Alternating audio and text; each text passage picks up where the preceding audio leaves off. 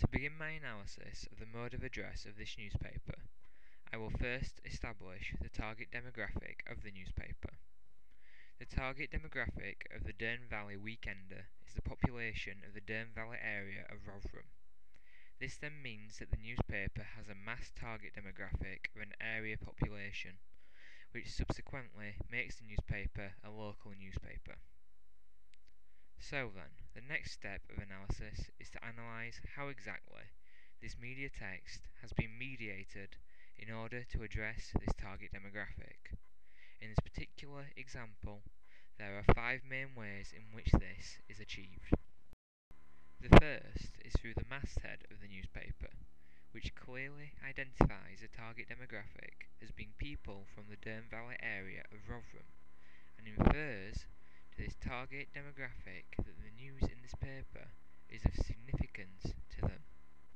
The second way in which the target demographic is addressed is through the use of general adverts employed throughout the newspaper, which portrays various advertising endeavours relevant to the local community. The third and most important way the demographic is addressed is through the selection of newspaper stories and articles that are included in the paper, which the majority of are of local significance, which therefore connotes to the target demographic when they subconsciously decode headlines, etc., that this particular newspaper is tailored directly for the people of the Dearne Valley area. The fourth way in which the demographic is addressed is through listing all areas the paper is freely distributed to, next to its weekly distribution figures, that directly informs the people of the Dearne Valley area in a denoted way that this newspaper is tailored to them. Finally, the last main way in which the target demographic is addressed is through a diary section on the inside page that gives a weekly guide of local events, therefore inferring that this newspaper is a paper working for and with the local community. Moving on now then to the representations mediated into this media text to create a preferred reading for the reader, we see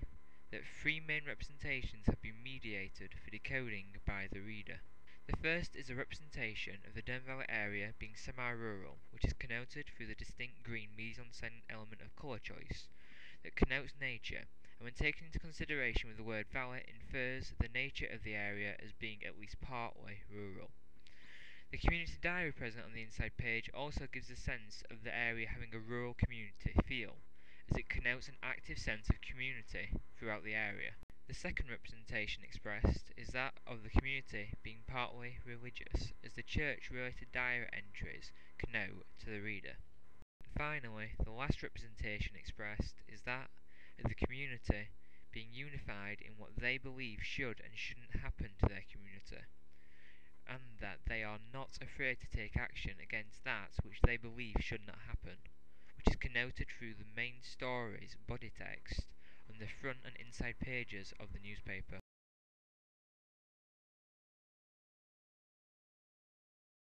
Now then, I will move on to the semiotic stage of analysis for this media text. First, I will establish exactly what I will be looking at in this section of analysis.